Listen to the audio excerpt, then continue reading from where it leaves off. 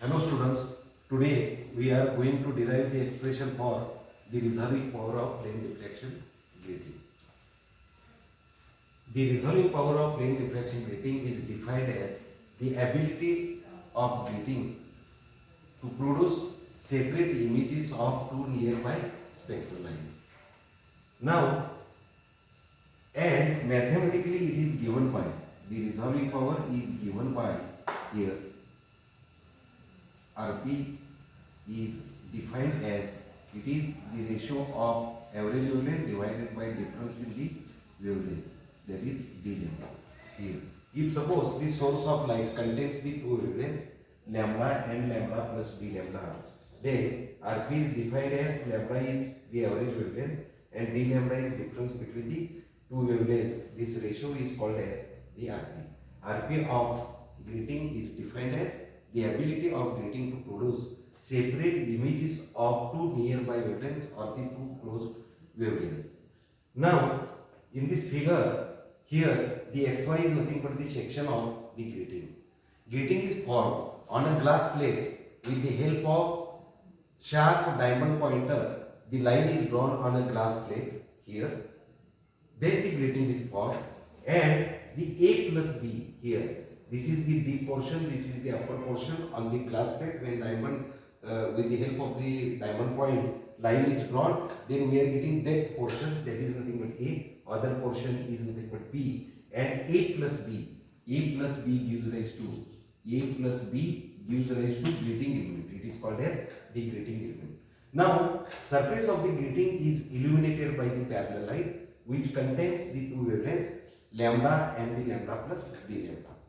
Therefore, here in this case the diffraction pattern is formed on the screen, and here I1 and I2 are the two images due to the wavelength lambda and due to the wavelength lambda plus d lambda. One image is obtained or the one diffraction pattern is formed, that is I1, which consists of principal maximum followed by, if suppose this is the actual diffraction pattern of the spectral line consists of the principal maximum followed by secondary maxima and the minima we are knowing here. So this is the diffraction pattern here. So one diffraction pattern is shown here. The secondary maxima and minima are not shown here for convenience, and here only the principal maxima is shown up to this here in this figure. So I1 is nothing but what here? The diffraction pattern corresponding to the wavelength lambda, and I2 is nothing but other diffraction pattern of the spectral line due to the wavelength lambda plus d lambda here. And according to Rayleigh, the two nearby spectral lines are said to be just resolved when the principal maximum of one diffraction pattern falls over first secondary minimum of the other diffraction pattern and vice versa. Means the principal maximum of other diffraction pattern falls over the first secondary minimum of the other diffraction pattern here. And this is possible only when the path difference between I1 and I2 is equal to lambda by L. So the path difference here, so suppose this is equation 1, here the path difference between I1 and I2 is equal to here lambda divided by the L, where capital N gives rise to total number of lines ruled on the grating.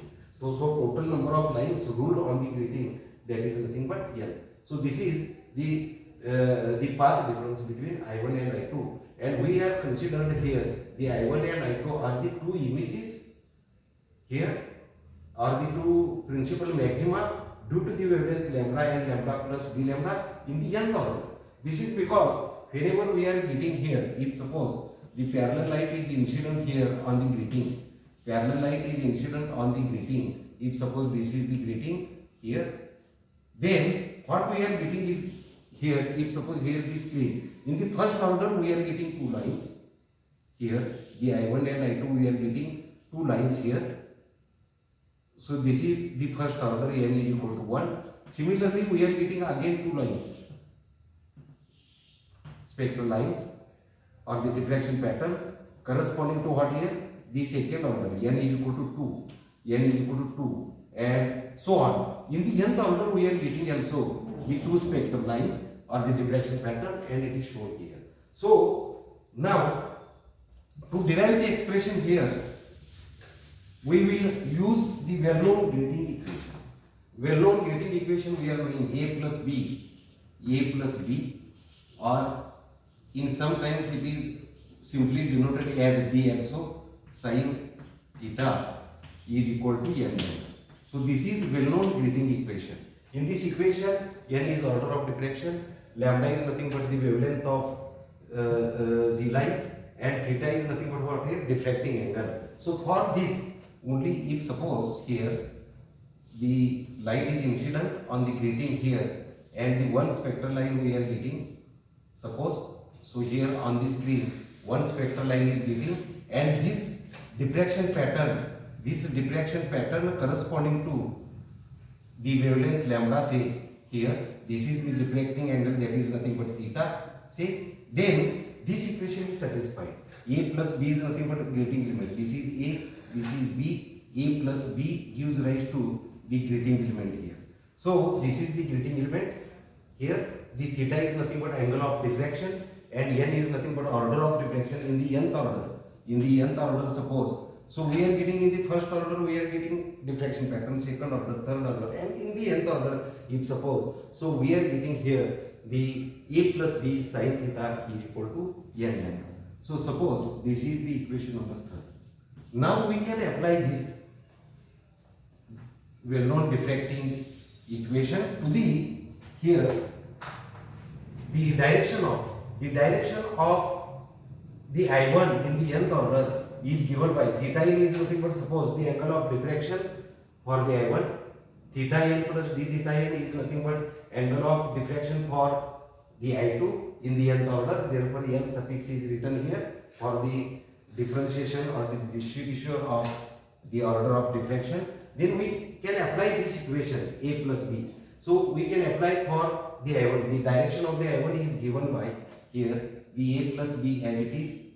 A plus b as it is, we are getting sine of angle of diffraction, that is nothing but theta n. For this direction of the I1 we are getting, and this will be equal to n here into lambda. This is for I1. For I1, maximum of I1 maximum, and it is corresponding to wavelength lambda. So I1 we are getting due to the wavelength lambda. So the source of light contains the two wavelengths lambda and lambda plus d lambda. Due to lambda we are getting the I1. So we can write here the lambda, n is order of diffraction, theta is angle of diffraction for the I1. So for the I1, for the maximum of I1, we can write here this equation, and this is due to lambda. Similarly, we can apply this equation 3 to the direction of the I2. So the direction of the I2 angle of diffraction is theta plus d theta n, and I2 we are getting due to the wavelength lambda plus d lambda.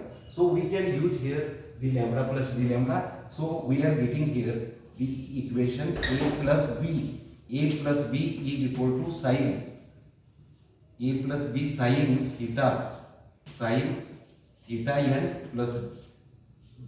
n plus here d theta n here. So this will be equal to n order of diffraction n, and wavelength is nothing but now lambda plus d lambda. Lambda plus here we are getting d lambda, and this is for maximum of I2.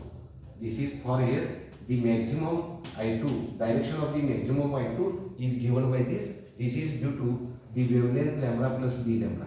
This is due to lambda plus d lambda here. So the direction of the maximum of I2 is given by this equation here. Similarly, same direction. The direction of maximum of I2 is nothing but here the same direction of the first secondary minimum of I1. With the same direction we can write here the for here the minimum of I2. Minimum of I1 we can write also the equation, and this I1 we are getting due to the wavelength what here the lambda. So for the direction of the maximum of I2 and the direction of minimum of I1 is same, but the wavelength of the difference here is lambda plus d lambda. here is nothing but lambda. So we can apply the direction of the first secondary minimum of the I1, and for that direction we can write the equation a plus b. This will be into sine, here into sine theta n, angle of diffraction same, that is theta n plus d theta n, here d theta n, and this will be equal to, now this is equal to n lambda, this is equal to n lambda plus some extra distance, that is nothing but path difference. It is equal to what here, it is equal to n lambda plus this distance here for this direction. For this direction we are noting the n lambda plus this distance, so we can write here m lambda plus the path difference, and this will be equal to, we are getting n lambda plus path difference is nothing but lambda divided by n.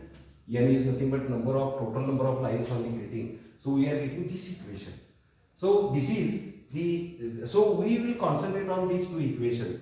This is the equation for maximum of I2, this is the equation for the direction of minimum of I1, and both these directions are same for the I2 as well as first secondary minimum, and we can equate that equation because these sides are equal. So equating these sides, we are getting immediately the expression for the resolving power. So equating that, what we are getting is here the n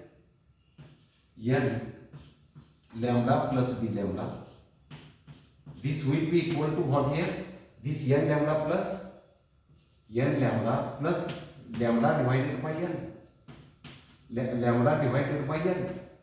So we can write like this equation, and we have to solve this. So which implies here the n lambda plus n d lambda. So this will be equal to n lambda as it is plus lambda divided by dn. Now from this equation here, the n lambda get cancels. So what remains is here the n d lambda. This will be equal to lambda divided by the n, remains this. And from this equation we can write again. So from this equation we can write, so which implies here the d lambda we will take to this side, n to this side, n into capital N, this will be equal to lambda divided by the d lambda, and this will be equal to n, which implies n into capital N. So this will be equal to, so from equation 1, lambda is nothing but here resolving power, so it is resolving power of grating, RP of grating. So it is equal to what here? RP of grating. So this is the expression for the RP of grating. So RP of grating will be equal to capital N into small n. N is order of diffraction, n is number of lines ruled on the grating. So remember that the resolving power of the grating depends on the two things. The one is nothing but order of diffraction, that is n, and the second thing is nothing but number of lines ruled on the grating, n. But it does not depend on the grating element, that is A plus B. Here it does not depend on the grating element, that is A plus B. Resolving power of a grating depends on the order of diffraction as well as number of lines ruled on the grating, and it does not depend on the grating element, that is A plus B. So this is regarding the resolving power of a plane diffraction grating. Okay, thank you.